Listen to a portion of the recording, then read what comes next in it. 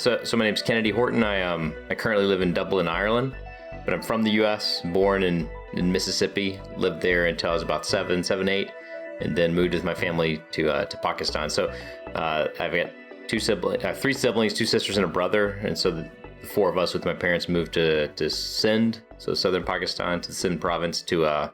First lived in Larkana, so in interior Sindh. Mm-hmm. Most people would know Larkana, if they do know Larkana, because of Mohenjo-daro. It's ancient ruins that are nearby the city. And then moved to Karachi and lived there for a little while. After Pakistan, spent some time in Thailand, graduated high school there, then went back to the States, studied Mandarin Chinese and economics and sort of international affairs. Worked for a little while and ended up in the States for a little while, and then ended up in China. I speak Chinese, so I was working for GNC supplements retailer in China, running the business there. And last year, or I guess early this year, came here to Ireland. Been here since. Okay, cool. Doing the same sort of job. And what brought your family to Pakistan?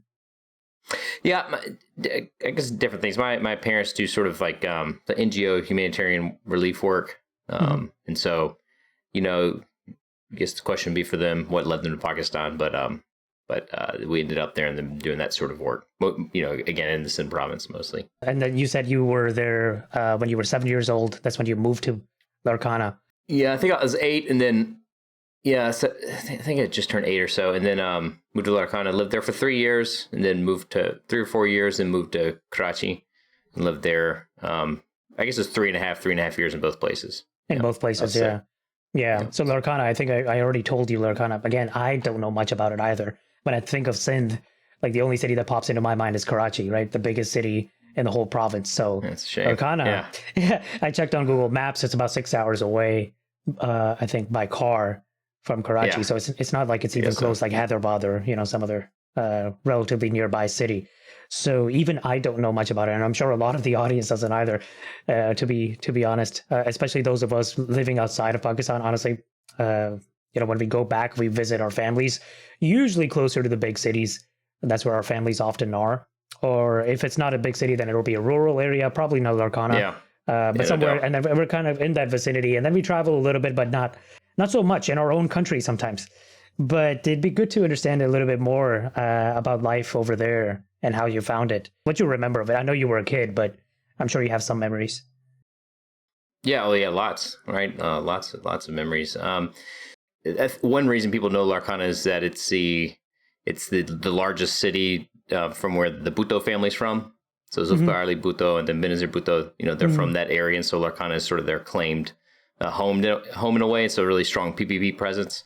And I mean, that was, we got there in 1995, and that was sort of the PPP and the Bhutto family was a very clear influence. We even lived, for a while, we lived in, rented kind of the upstairs of the house of Zulfikar Ali Bhutto's doctor, who's a bit old then. His son owned the house that we lived in. And so it was just, I don't know, it was a big impression. But, Larkana is in the middle of the Thar Desert. So it's, it's a dusty town. It's about 150,000 people. I think from yours and my perception now, be slow moving. Then there, water buffalo walking through the streets, the old Sindh Tonga horse carts, things like that. Markets. Right. It's kind of funny, actually. Even I've noticed this about Pakistan. You mentioned like a relatively small town like Larkana. We think 100,000, 150,000. Even my mom's hometown, I still call it a village. She grew up 3 hours outside of Islamabad. And that place is called, it's close to Chakwal. It's a little town called Choa. Okay. It's Choa. And, again, I call it a village, but it's actually 100,000 people. But over here in the U.S., if there's a town with 30,000 people, we're like, okay, that's actually a city. I'm not saying it's a big city, but it's a relatively, it's relatively legit city, 30,000, yeah. What about Karachi? Any memories over there? Which part of Karachi did you live at? Yeah, I mean, I think we lived in one of the defense phases for a while, and then in KDA, which is an older part of Karachi. So I guess when I was in Karachi, I went to an international school. So it was a bit of a different experience. Larkana went to a local school, and, we were the only foreigners around really for most of the time. So it was it's a much different, and it's just, 130,000 people, but it, feels like a much smaller town. Yeah. So I think Karachi probably is mostly focused around school. I was getting to middle school, high school at the time, so it was your life kind of revolves around school. Right. Yeah, you mentioned 1995, right? I moved to the U.S. in '96 from Pakistan. So I was about 6-7 years old at that time. So I have my own experience to share there. I remember the first 2 years. I honestly don't know how I passed second grade or third grade. I do not know because I didn't know any English. I was in ESL, but those things takes time to they take time to kind of really make an impact. So for the first year, I was learning English, but I was behind on everything. The teacher used to call on me. I had no idea what she was saying. Yeah. The only 3 words I remember that I knew were yes, no, and hello. Like those were the only 3 words. And I remember one time my teacher was right in the beginning. I think they took me into a separate classroom, and they knew I had no clue what they were talking about. But they asked me some questions. I still don't know to this day what those questions were. All I remember was nodding my head and saying yes, and then no, yes, no, and then they looked at each other like, "What is this guy doing?" And then that's all I remember. So I don't know how I passed, to be honest. I think I was at risk of getting left back, but that was my experience. How old were you? You said 6, 7? 6, 7, yeah, second grade and third grade.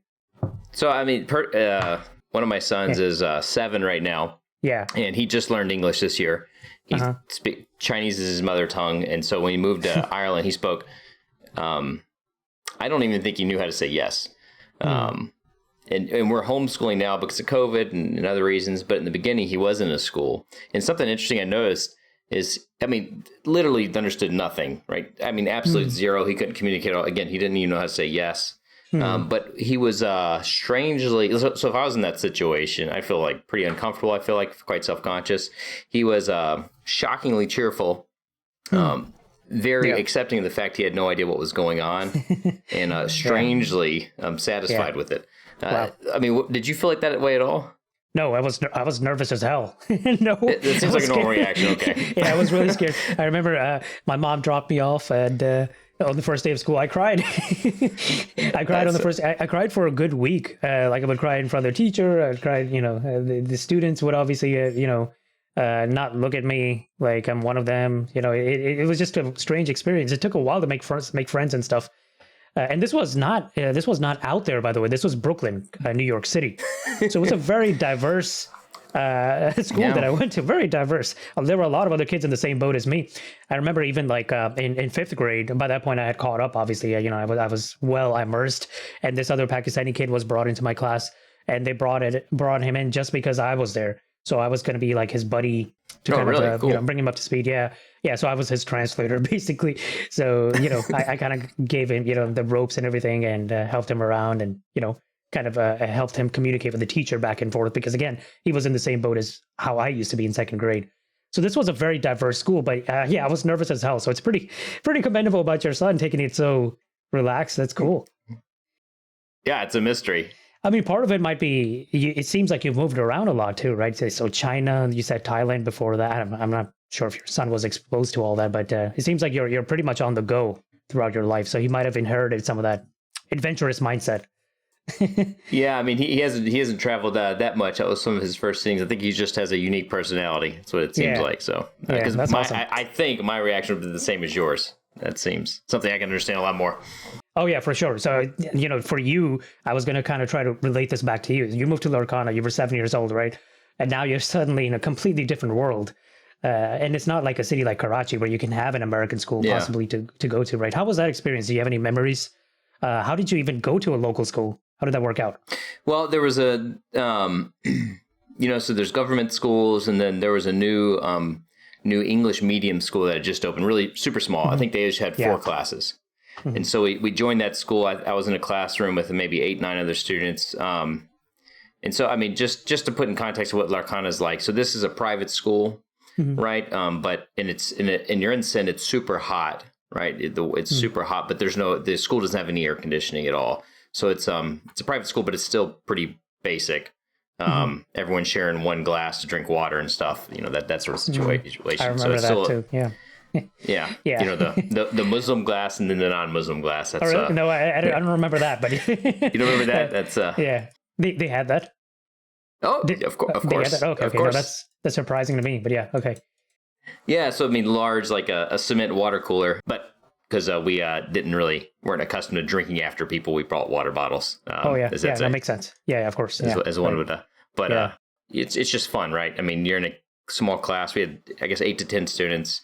You're just kind of hanging out and playing. You're obviously really different, being the white kid. I don't know. I have fond memories. Yeah. I'm guessing it was not an English school, right? So did you have to learn Sindhi or? It was an English medium school. So it was an English medium. Okay. Yeah, there are lots of people who didn't speak much English that were there. You'd get punished if you spoke Sindhi Sindhi really. Yeah.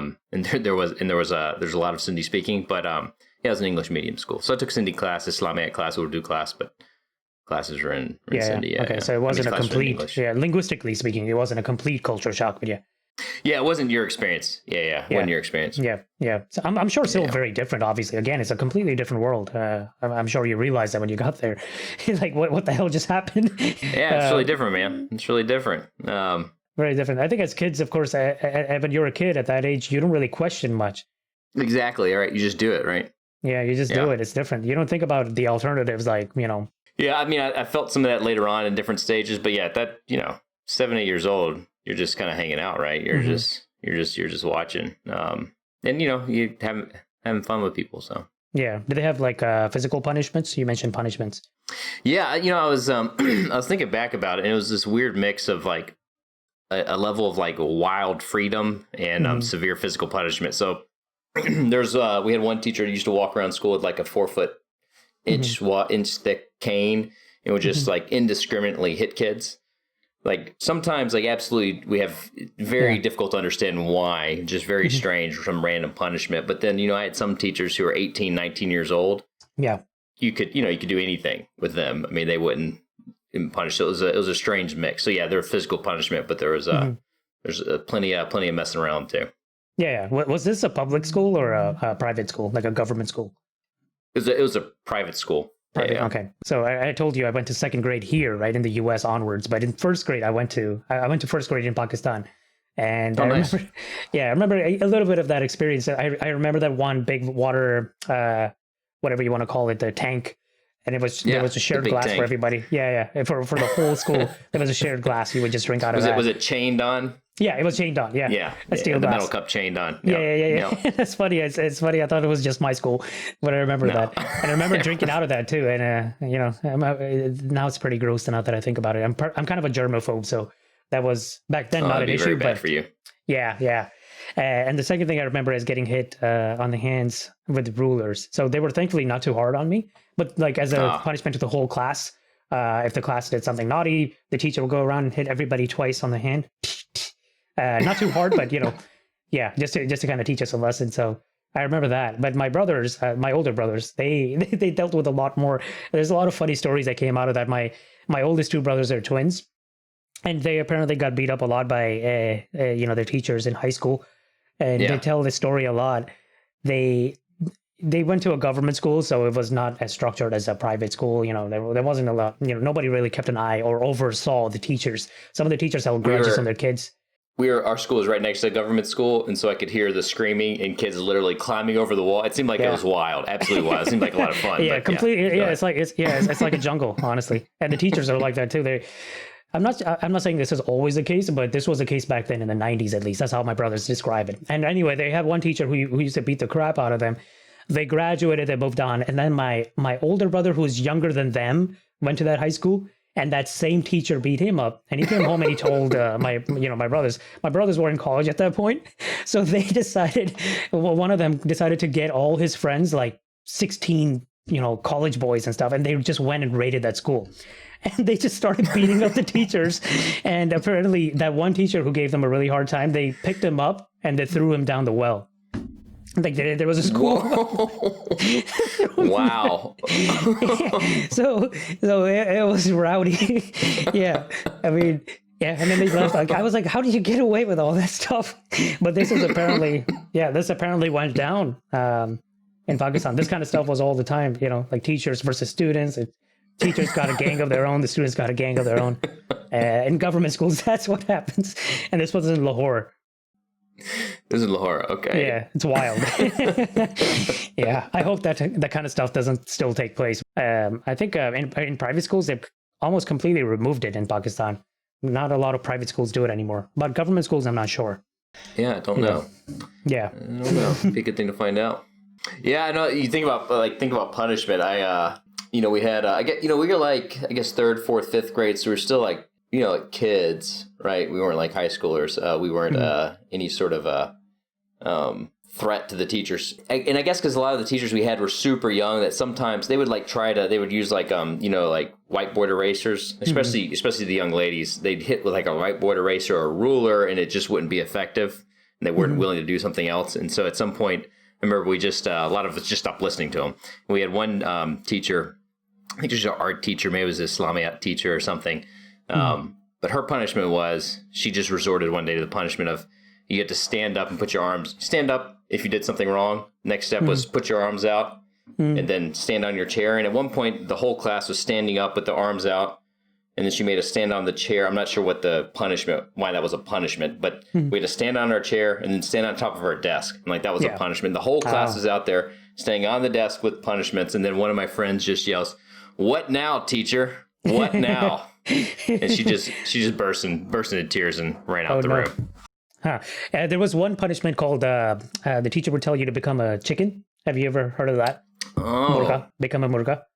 I know I know of other people had to do it. We did. That wasn't one in our school, but yeah. And then walk around the schoolyard. Yeah, you'd have to grab your ears from under your legs. So bring your arms from under your legs and then grab your ears. And then, try to walk like that. Oh, I have seen somebody do that at that school. I totally forgot about that. Oh, man. Yeah. It's called being a chicken, apparently. Murga bano. A murga. Murga, yeah. Oh, man. So, yeah. I didn't have many school memories there, obviously. I only went for 1 grade. And then before that, kindergarten. But it's already, okay. Even those are just enough to laugh about. Yeah, it's good times, man. Just all kinds of good times. Yeah. Well, you mentioned, you kind of subtly mentioned having the non-Muslim class and a Muslim class, right? Now, remember, in our school, it wasn't an English medium school, but in our school, they did have 2 classes. I never questioned which one was which or anything. But I wonder now if it had anything to do with that. But, growing up as a Muslim, obviously, in a majority, whether it doesn't matter if you're a Muslim or not, but you're a majority in any country, right? You don't feel these things oftentimes, I think. So, for example, my experience growing up in the U.S. obviously will be a little different from a regular, kind of like a white Southern Catholic person growing up over here. Because especially in Pakistan, I haven't heard from many people who grew up like outside of the majority. The only minority that I've spoken to is the Shia.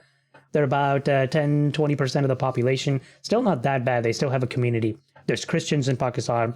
There's Hindus in Pakistan. I don't hear from them much. I haven't found somebody for the podcast yet who is like that. But then you of course, you would be another great example of this. I guess the only other non-Muslims at the school were Hindus. There were a few Hindus. I think the school overall is about maybe 80 kids. Mm-hmm. My recollection is about 10 Hindus. And so anyway, just in the background. But of course, you're always sticking out no matter what, right? I'm white. One of the best compliments I got, I don't think I'll ever forget it. I got into a rickshaw one day, and I had a shalwar kameez on, and I was going somewhere. And I was taking both my sisters and a family friend. We're in the back of the rickshaw, and we were going somewhere. And so I jumped in, I was sitting next to the guy driving, and so I was talking to him where to go, and I was speaking Sindhi to him. I remember him asking me if I was a Pathan. If I was Pashtun. Because you're so light-skinned, yeah. Yeah, but at least it's Pakistani, and I thought, wow, this guy thinks I could be Pakistani. Yeah. This is fantastic. Of course, like for him, like that's like super far away. That might be the most foreign person he can imagine being around. But still, like it was it felt like you fit in for a minute, right? It felt really good, and I think so. There's always kind of that sense of like being different and kind of wanting to fit in, but there's so many gaps, right? But I think people are always super welcoming, super hospitable. We were always at people's houses, eating food, people trying to make us feel welcome and succeeding in doing so. I always felt very, very welcome. So you had a good experience with the locals overall? Oh, fantastic. Yeah. Yeah, yeah. What did you do in your free time outside of school, like on the weekends and stuff? That's a good question. I mean, we had, I guess we had lots of family friends. We folks we just met in the area, and so we'd go to people's houses for different functions or whatnot. Like I said, we lived on the second story of a larger house, and our landlord lived below, and he had some kids, and so I used to go to we used to go down there and play with them, right? And then friends from school would hang out with them. But I was quite young, so in Larkana at least quite young. So it was mostly going to family's friend's house, hanging out with my friends, or get. Got it. Okay. And I think this is the last question I have about Pakistan. One or two great things about living there that you remember, and then one or two not so great things. Yeah, I mean, it's a great country. There are great peoples, and, overall great people, and then lots of people groups that are just fantastic and super interesting that got to meet and be exposed to. And like I mentioned, the hospitality before. I mean, that's just overwhelming hospitality, and so that's super eye opening in how to be hospitable to, like you said. I mean, I come in places where people maybe are not used to catering to some folks like my family, and didn't have any good reason to, except for they wanted to, right? And so that's what a great example and something to learn from. Things I miss. I mean, I miss food, right? I miss food an incredible amount. I'm sure you do. Yeah. In fact, we found there's a great Karachi restaurant, Barbecue Tonight. I don't know if you ever heard of it. Yeah. They okay. I'm not sure if it's a chain, but there was one in Texas actually where I lived, Barbecue Tonight. But I'm not sure if it's a chain. So. Well, a guy from Lahore opened one here in Dublin, and so I was super excited when I found it. Nice. Get some good halim or whatnot.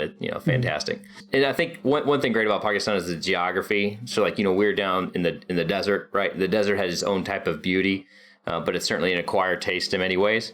But if you go up north and you just get fantastic and incredibly, just incredible vistas. It's just, go to Hunza, the Hindu Kush, around the Pamir Knot or up in that area. It's incredible, right? So you traveled all that, meaning you weren't just sitting in one place. That's good. You actually went around. Yeah, I mean, when we first got to Larkana, we flew into Islamabad. Yeah. We spent maybe a month or so in Islamabad and up to Natia Gully and Murray, so up in that area. Oh, wow. And then we bought a car, Suzuki Bolan, a little van, and then drove down to Larkana. And so, that trip, so it was right when we got there. It's about a 3-day trip. Yeah. So got to see a good bit, stop in Multan and places like that, So immediately got to see a number of spots. And so then throughout the time there, traveled to Islamabad a ton, up, way north of Islamabad, Lahore. Mm-hmm. The thing I regret is I've never been to Baluchistan or any of those areas.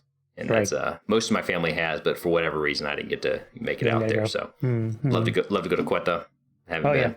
Yeah. I'll go someday. Absolutely. Yeah, me too. Honestly, I've never been to Balochistan either. So it's one of the overlooked provinces, actually. It's the largest province by size, actually, in Pakistan, but not many people go as much. So it doesn't get as much visibility or spotlight in the media either. Most of the focus is often on Punjab and some parts of Sindh. And usually when it gets media, it's always for not pleasant reasons. Since we have a lot of exactly. Yeah. A lot of the political tension comes up a lot. Yeah, especially nowadays. I think last few years. Yeah. What about the 1-2 things that you did not like so much? And it's completely okay, by the way. I'm not gonna I'm not gonna shoot you or anything like that for being open. I'm completely open to hearing your thoughts. Yeah. No.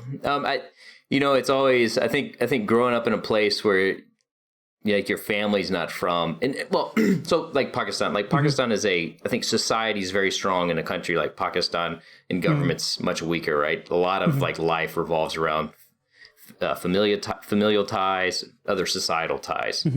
It's just very apparent. It's much different in the U.S. where a political identity is super important, way more important than society in many ways.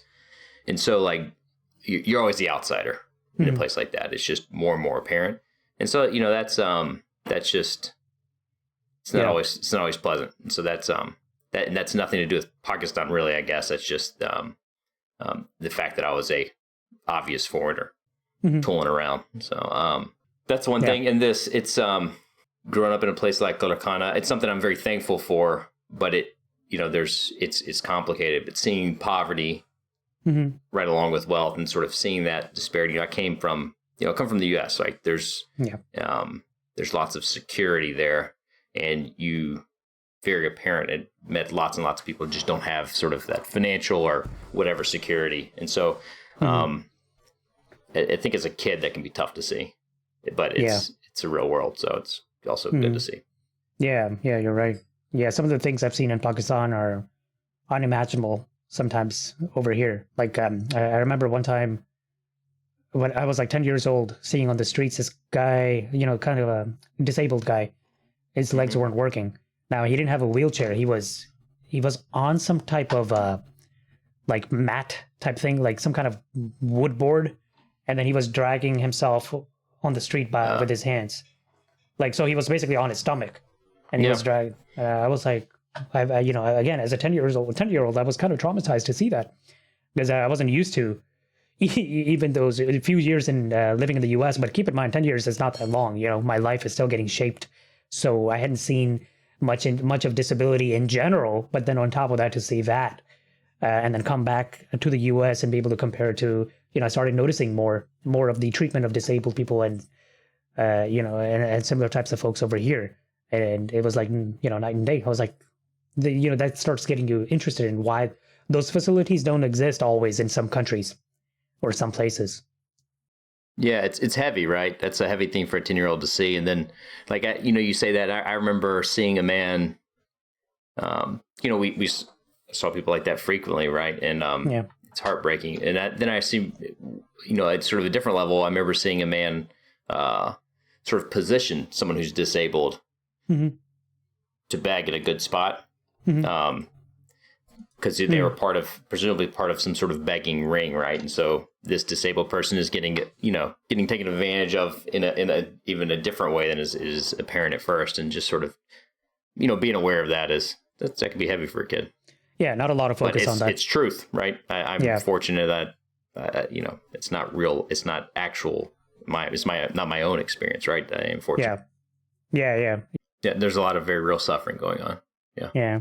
A lot of it. Absolutely. You moved out of Pakistan to Thailand, I believe, right? Yeah. Yeah. Which year was that? It was, we were in Karachi in 2001 when 9/11 happened. And so we had to leave Karachi for a few months. So finished 2001 outside of Karachi, and actually in Thailand. Came back in 2002, January, and were there up through July or so the summer of 2002. And that was right when, you may or may not remember, that sort of tensions between India and Pakistan were getting really hot. I mean, tensions were high. It was. Sorry, you mentioned 9/11. Was there something that pushed you out of there from Pakistan due to that? There were, we were Americans, right, living in Karachi. Openly, we didn't, there were some folks that lived in compounds or whatnot. We didn't live that way. I guess our organization, we didn't, I don't think my parents wanted to leave, but our organization asked that we leave the country for a little while until we knew what was going to happen. So I think within 24 hours of 48 hours of the towers falling, we had gotten a flight and gone to Thailand just to wait to see what would happen. Yeah. Okay. So then you ended up moving to Thailand, 2002, I think you mentioned. Yeah. Completely. Yeah. Which part of Thailand were you in? We're in Chiang Mai in the north. Okay. Yeah. How many years were you there? So I think I did my 10th, 11th, and 12th grade high school years there. So 3 years. In Thailand. Okay. Yeah. And then you mentioned China after that. You've really been around, so it's really interesting to talk about your timeline. It's Pakistan to Thailand, and then... It's back in the U.S. Back to the U.S. I was back in the U.S. for school, went to undergrad, grad school, worked for a few years, and then in 2016, I went to Shanghai. Moved to Shanghai. Was there until 2019, then came here to Ireland. Yeah, and then Shanghai, it was mostly for work, I'm guessing, right, for GNC? Yeah, it was for work. Yeah, so during my undergrad years, I lived in a couple different cities in China studying Chinese Mandarin. Yeah. But I didn't really live there after that until I moved there for work. The deal with Pakistan is I was a little kid when I was there, and about 8 years old to about 15 years old. So those are formative years, right? So there's just there's like a tie there that's different than other places. I'd say in Pakistan, it's, folks are incredibly warm. People are incredibly warm, and and food is wonderful, and you feel tied to a very long history. Mm-hmm. At least, certainly in Sindh, you feel tied to a very long history all the time. Negatives, society is not quite as open, right? For reasons I just mentioned before, as maybe other places. It's not as easy to get around, especially, sisters. My mother's not as easy to get around in many cases in conservative areas of the country. Thailand's just an easy place to be. I don't know if you've been there, but I'm sure you don't need to be told. It's an easy place to travel or hang out. It's kind of very accessible. A big part of the economy is tourism, so it's an easy place to be. But for me, I don't have like deep connections to Thailand at all. So it's a nice place to be, but not a deep tie-in. And then China. I love China. I enjoyed living there. I'll probably live there again. Both my boys are Chinese. And I speak Chinese, and it's an I think the deal with China right now is it's an exciting place to be. There's been so much change the last couple decades. That people have seen so much change, like quality of life change in their lifetime, and just new things. That's just an expectation that things will change in the future. It's an expectation that I can't really see what's going to happen, and there's a freshness and like newness to that. It's fun to be a part of. So if you speak Chinese, it can be, in my opinion, if you can speak Chinese and kind of see some of those things, it can be very fun, a ton of fun, and just super interesting. Super interesting, yeah. Chinese is one of the up and coming languages, I think, of the future, especially for business. They say it's actually really beneficial to learn some Chinese. Up. It may be here, already. It'll be. Yeah, exactly. I think so. Not just the future, but it's a tough language to pick up, right? It's a difficult language. Oh, they're all tough. They're all tough. Are you like fairly fluent in Chinese and in Mandarin? I am. So I can work and operate in Chinese. So when I guess I work basically exclusively in Chinese. So it's, whatever that means. So I have professional efficiency. Okay, last question I had for you, Kennedy, was how do you look back on Pakistan now? Not necessarily your time spent over there, but you mentioned, of course, you were looking at China, Pakistan, the economic corridor, CPEC. How do you look at the country now? So I haven't been back in 15 years. I took a friend there 15 years ago, right at the year I graduated high school, and we went to Hyderabad, Karachi, Larkana. Travel around. It was wonderful, and I will go back. I want to take my wife and my kids when we're kind of stabilized a little bit. When the world opens up, maybe in a couple of years, it'd be perfect. That's great. But how I look at, I feel like it's an underrated place in terms of like, I guess in two ways. In terms of like the warmth and sort of this just sort of special nature of the people that live in Pakistan, and then two, it's an influential country. It's a huge country. Probably be top 5, top 6 in terms of population in 15, 20 years. And then it's sitting between, and then, for years it sat between Afghanistan and India when Afghanistan was the hotbed of, just a big focus. And now we're seeing Pakistan playing a role with China and India. It's just an important place no matter how you look at it, but it's definitely not something that's on people's radar. Yeah. Oftentimes, yeah. Yeah, and so I feel like it's very much underrated in that way. So I guess past 15 years, some sadness. I've seen some things happen. Hope. I'm excited. Like I was looking at CPEC. I was interested in CPEC because there's a lot of good investment and infrastructure to be put in the country, and that gives me lots of hope. And so I keep an eye on that. I'm interested to see what happens. Yeah. There's a way I can get involved. I would like to, but interested to see what happens. Well, one thing just came to mind. I was talking to a friend in Karachi, maybe like 4 or 5 weeks ago. Someone I went to school with, and we were talking about Hunza, and he had just gone for the first time in his whole life. He's always been in Karachi. He's just not left much, and I've been a bunch. I just assumed other people had gone, but to your point, people travel to varying degrees, right? And it's just such a wonderful area. But I remember last time I went to Hunza, every time I've been there, and I've been maybe 5-6 times, at one point involves like a 16 to 20 hour bus ride up the KKH, the ways that I went. And that's it can be a fun bus ride, but it can be quite harrowing. Like I remember one time, did an all night bus ride, made some stop in the middle of the night, and these roads are tiny. And just Oh yeah. Winding upright. In the butt, we got out. It's like 1 a.m. Got out, threw some water on our faces from a nearby stream. The bus driver calls everybody around, and he has this big torch, big flashlight. And he's on the side of the road, and he's pointing everybody to look down. And there's just a bus like ours laying on its side, charred. And he said, "This happened 2 nights ago. Everybody died. Back on the bus." yeah, and you're supposed to be calm just about like everybody were like all bleary eyed, and we're just like, what? Oh, okay, get back on the bus. And like I remember, like that's how we traveled every time up there. But when I was talking to this buddy, he was telling me how much investment's been put in roads and hotels in the area, and it's just, it seems like the past 5 years there's just so much change up there. It's such a much different place, and that makes me excited. Yeah, there are campaigns to get tourists up to Hunza, domestic tourists, within Pakistan itself, to get up to Hunza and get up to those areas, and that's exciting. People should go see Gilgit. They should have gone seen Gilgit a long time ago, and it's good that money's being put in, and that gives you a lot of hope, right? A lot of pride. So oh yeah, it's absolutely. Good to see. Last year was a pretty good year, I think, for Pakistan in terms of tourism. It got a lot of spotlight, actually. There were a lot of YouTubers, vloggers going to Pakistan, like non-Pakistanis. It was getting a lot of coverage, actually. So that was pretty good. This year has been, I think, slower, mostly due to COVID. Not a lot of traveling going on in general. So it's been kind of a sad year for traveling in general across the world.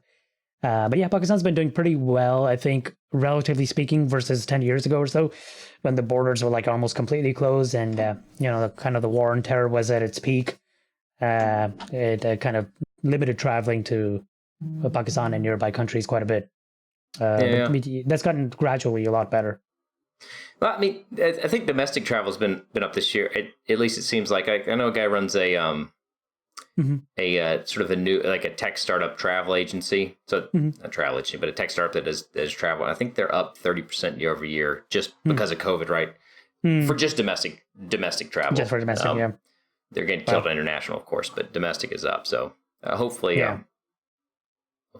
spark more internal movement and get more investment, which would lead to more tourism. Because there's, like I said, wonderful places to see and wonderful people to meet. So yeah, to go back soon. Yeah. Pakistani, conversations can be pretty interesting. You mentioned that bus incident. I think I've never seen a bus fall, but people used to mention it a lot. And my mom's hometown, where she grew up, is a very mountainous region, and I would say, thankfully, not as bad as the ones up there in around Hunza or North Pakistan in general, but still pretty bad. There will be really twisty and windy roads. I remember I was a kid, so I used to throw up, get nauseous. Yeah. Very difficult drives. Very, very difficult.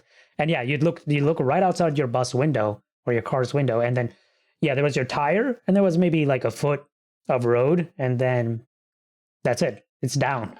There's no fencing. Very few places. Those guys drive with abandon. Yeah. It was crazy. Those little Bedford trucks, those trucks, those decorated trucks. Yeah, those don't often really have really powerful engines, so they're like struggling to go uphill, and they're carrying a ton of weight on them, right? Cement and whatever bricks. And I remember, these guys would be really struggling on some of these hills because we lived on a hill too, our house over there. Oh, so you just see them go by. Yeah. You see some of them get stuck, and then what they do is like one guy would get out and put a brake behind the truck's tires so that it would not roll back, and then they keep trying, like and eventually, it was insane. Yeah, but again, back then, it was kind of normal to see that. But the whole what the bus driver said, like these guys just died 2 days ago.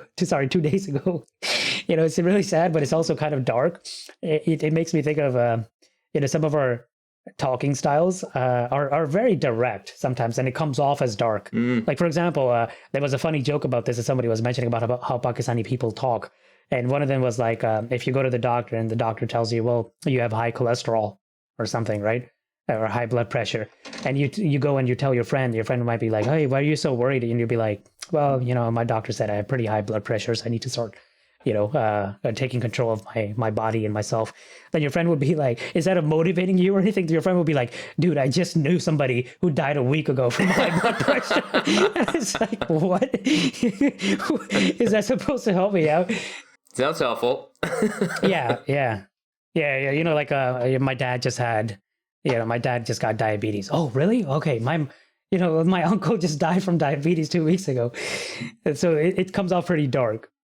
that reminds me, my dad was on a PI. So we used to fly these 44-seater Fokker airplanes. Yeah. And fly Karachi to Larkana. And so we, it's how we oftentimes went back and forth. Yeah. And my dad was on one time. So he was by himself. This is his story, but he said that it kept, turbulence is really bad. Those aren't the best planes. And they would just keep dropping. Just like, I don't know, 100 feet, like ridiculous, just drop, like stomach in your throat, like type of drop. And it was just rattling, just crazy, crazy, like unnerving him. And he's been on all types of flights. Yeah. And he said the co-pilot came out and, came into the aisle and said, excuse me, we're experiencing a lot of turbulence. We're in a storm, but what can I do? And turn around and went back in. You're like, what are you doing? What was the point of that message? Just letting everybody know. Yeah, somebody asked him. Yeah, somebody probably asked him. That sparks a lot of memories. I don't know if you know Dave Chappelle. He's one of my favorite comedians. Yes, I watch him a lot. He was mentioning something that I related to a lot. He's like, you're on a flight and there's turbulence and you get kind of nervous, right? And I know I'm kind of a nervous flyer too, and I've flown a lot. But if I don't fly for a few months, and then I fly again, and then turbulence hits, I get nervous. I have kind of an anxious personality. But then the first thing you do is you look at the flight attendants, and usually they look pretty calm. They're just walking around or they're just sitting down, but they look pretty calm. And you look at them and you're like, okay, she probably knows what's up, and she probably deals with this all the time. So this is probably nothing out of the ordinary. I'll survive, right? I'll be fine, and that gives you some comfort. But then if the flight attendant is freaking out, she's just like, there was, I think, one YouTube video that went viral. It was like the pilot started telling everybody to start praying because of turbulence. But I was like, if I was on that flight, again, I know as a Muslim, it's good to probably say some prayers anyway, and have some faith that you'll be fine. So it's different at being good to say a prayer to being instructed to by the guy flying the airplane. This is a very different thing. Yeah, exactly. A pilot should probably not be saying that, be freaking out. Love, I enjoyed hearing the story of your brothers raiding the school. There's something I love about it, but it's interesting. It reminds me of. I'm telling you, man, like that school next to us, you just see like they're also older than us, so we're like these little fourth graders looking up, and you see these hands come across, and these kids just climb over the wall, and sometimes they jump and run. Yeah. Oh yeah. And you'd be like, what's going on in there? Yeah. Yeah, can I go in there? It's like what's it called? Huge kids coming out. It's like an asylum. It's like an asylum. You're screaming out of there. Well, they'd have their orange starter camise on, and they'd be like, they're like 15, 16 years old, so they're like little men to. They're like huge men to us, and we're just like, what? Yeah. Those kids are hardened. Yeah, they're very hardened. They're living a tough life, so you got to be tough or you get crushed. Yeah. Awesome. Yeah, well, thanks, Kennedy. I'll be in touch next few weeks. Great talking to you. Thanks for doing this. Yeah. Enjoy your holiday, man. Yeah. You too. All right. Take care. Bye. Cheers.